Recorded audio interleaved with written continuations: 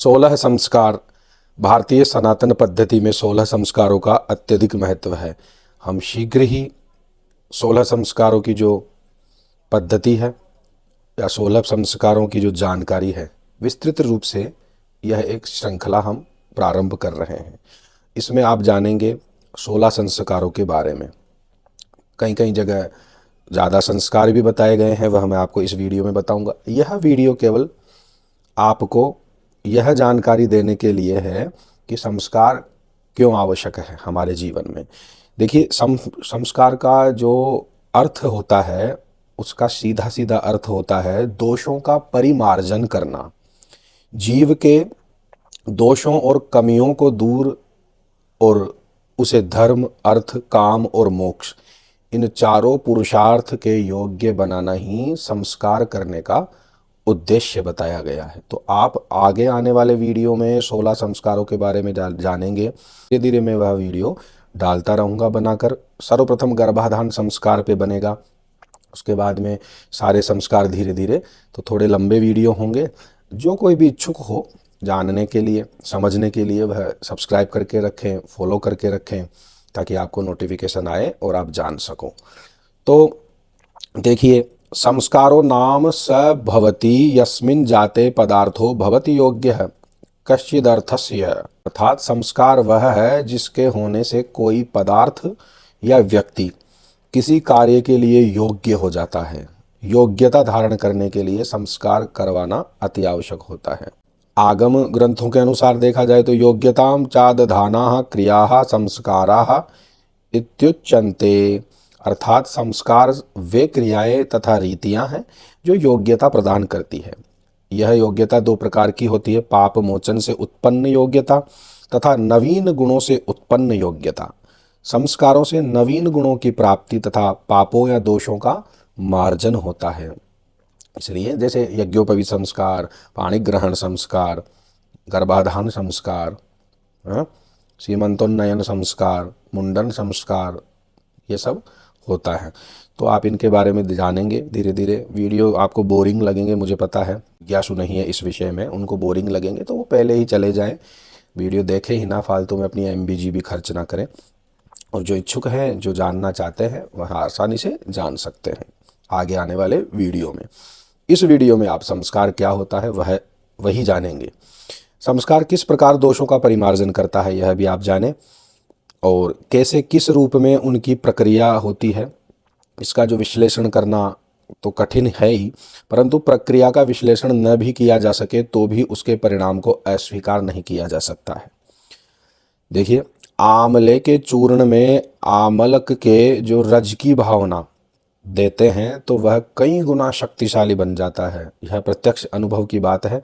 संस्कारों के प्रभाव के संबंध में यही समझना चाहिए। संस्कार से बुद्धि शुद्ध होती है, व्यक्ति संस्कार और संस्कृति को समझता है और अनुशासन में रहता है। देखिए, भगवान मनु का कथन है, वैदिकैः कर्मभिः पुण्यैर् निषेकादिर्द्विजन्मनां कार्यः शरीर संस्कारः पावनः प्रेत्यच्चेह च। वेदोक्त गर्भाधानादि पुण्य कर्मों द्वारा द्विजगणों का शरीर संस्कार करना चाहिए। यह इस लोक और परलोक दोनों में पवित्र करने वाला होता है। भारतीय सनातन धर्म की यह मान्यता है कि एक बार माता के गर्भ से जन्म होता है और दूसरा जन्म होता है उपनयन संस्कार से। यह द्विज के लिए बताया है।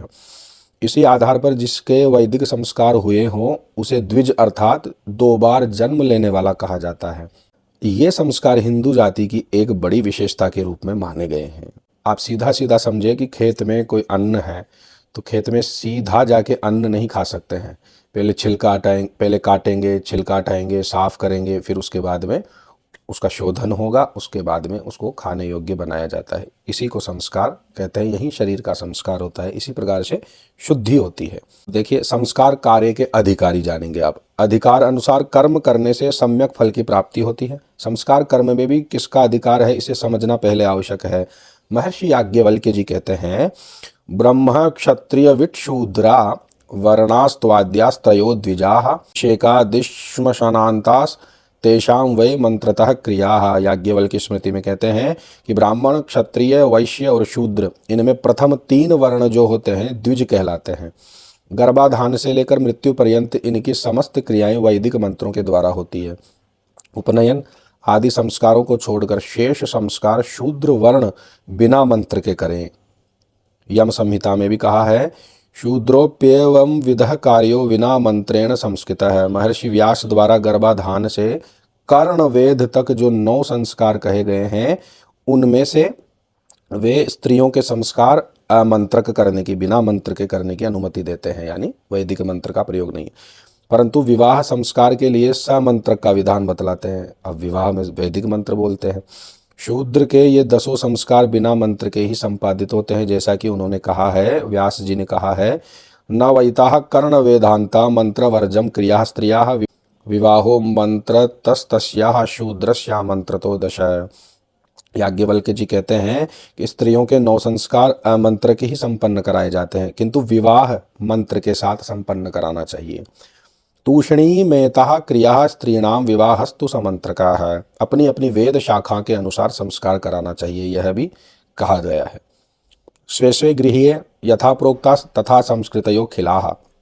इसी बात को महानिर्वाण तंत्र में भी दूसरे शब्दों में भगवान सदाशिव देवी पार्वती को बतलाते हुए कहते हैं कि संस्कार के बिना शरीर शुद्ध नहीं होता है और अशुद्ध व्यक्ति देवताओं एवं पितरों के कार्यों को करने का अधिकारी नहीं होता है, और लोक परलोक में कल्याण की इच्छा भी उसको नहीं रखनी चाहिए।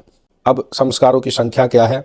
संस्कार की संख्या के विषय में स्मृति शास्त्र में मतभेद भी पाए जाते हैं। कहीं तो 48 संस्कार बताते हैं, कहीं 25 और कहीं 16 संस्कार बतलाए गए हैं। जातुकर्ण्य ऋषि ने ब्राह्म संस्कार की संख्या 16 बताई है, जिनमें गर्भाधान, पुंसवन, सीमंतोन्नयन, जातकर्म, नामकरण, अन्नप्राशन, चूड़ाकरण, उपनयन, वेदारंभ, ब्रह्मव्रत, वेदव्रत, गोदान, समावर्तन, विवाह, ब्राह्मव्रत और अंत्यकर्म यानी अंतिम। तो और महर्षि अंगिरा ने दूसरे प्रकार से बताया है, 48 संस्कारों का उल्लेख किया है, जिसमें एक ही संस्कार में 2-2, 3-3 तरह से उन्होंने ऐसा बढ़ाया है थोड़ा सा।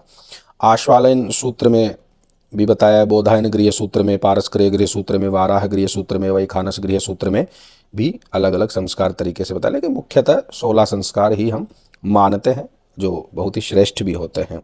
इनमें जो प्रथम हैं 3 गर्भाधान संस्कार, प्रथम के जो 3 हैं गर्भाधान, पुंसवन तथा सीमंतोन्नयन, प्रसव के पूर्व के हैं, प्रसव से पूर्व होते हैं, जो मुख्यतः माता पिता द्वारा बीज एवं क्षेत्र की शुद्धि के लिए किए जाते हैं। अग्रिम 6 जात कर्म में से कर्ण वेद तक बाल्यावस्था के होते हैं, जो परिवार परिजन के सहयोग से संपन्न होते हैं। अग्रिम 3 हैं फिर उपनयन, वेदारंभ, समावर्तन, विद्याध्ययन से संबंध रखते हैं, जो मुख्यतः आचार्य के निर्देश अनुसार संपन्न होते हैं। विवाह, वानप्रस्थ एवं संन्यास, ये 3 संस्कार 3 आश्रमों के प्रवेश द्वार कहलाते हैं तथा व्यक्ति स्वयं इनका निष्पादन करता है। और अंत्येष्टि जीवन यात्रा का अंतिम संस्कार है, जिसे पुत्र पौत्र आदि पारिवारिक जन तथा इष्ट मित्रों के सहयोग से किया जाता है। हम 8 संस्कार प्रवृत्ति मार्गीय हैं और दूसरे 8 संस्कार इसमें निवृत्ति मार्गीय है, क्योंकि भगवान मनु ने ब्राह्मीयम क्रियते तनु इत्यादि शब्दों द्वारा संस्कार का लक्ष्य जीव शरीर को ब्रह्मत्व प्राप्ति के लिए योग्यता का निर्माण कहा है। ये द्विजमात्र का शरीर संस्कार वेदोक्त पवित्र विधियों द्वारा अवश्य करना चाहिए, क्योंकि द्विज यदि शुद्ध नहीं होगा तो वह कल्याणकारी भी नहीं होता है, ऐसा शास्त्र भी कहते हैं। इसलिए संस्कार अति आवश्यक हैं। अब जो विभिन्न संस्कारों से संबंधित जो ज्ञातव्य बातें हैं, उनका सामान्य जो परिचय रहेगा, संस्कारों की प्रयोगात्मक जो विधि रहेगी, वह आगे आने वाले वीडियो में मैं आपको धीरे धीरे बताऊंगा। गर्भाधान संस्कार से मैं प्रारंभ करूंगा, जो जिससे संस्कारों से संबंधित सभी जानकारी सर्व सामान्य को ज्ञात हो सके, यह मेरा उद्देश्य रहेगा। आशा है जो सर्वसाधारण जन हैं इन वीडियो से लाभान्वित होंगे और इस घोर कलिकाल में संस्कारों के लोप होने से यदि इस श्रृंखला को यदि वह मानते हैं, समझते हैं, तो भगवत कृपा से किंचित उनकी रक्षा भी हो सकती है। इसलिए मैं केवल निमित्त बन रहा हूँ, भगवान माध्यम है। आप सभी लोग माने, सभी लोग देखें, समझें, उसके बाद में आप अपने अपने मत भी कमेंट के द्वारा प्रस्तुत करें। हर हर महादेव।